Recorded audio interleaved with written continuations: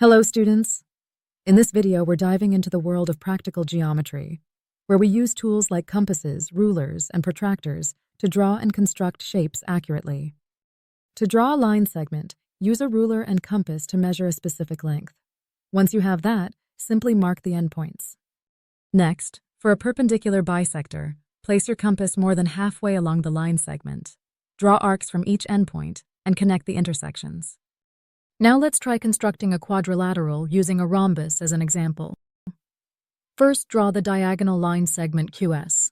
Place your compass at one end Q and draw arcs above and below QS.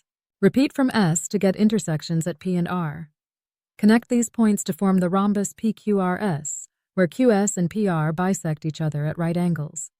For angles, you can also use a compass and ruler to construct angles of specific measures and their bisectors for exact divisions.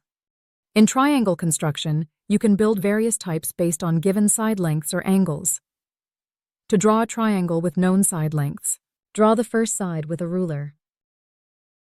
Place the compass at each endpoint to draw intersecting arcs for the other two sides. Connect to form your triangle.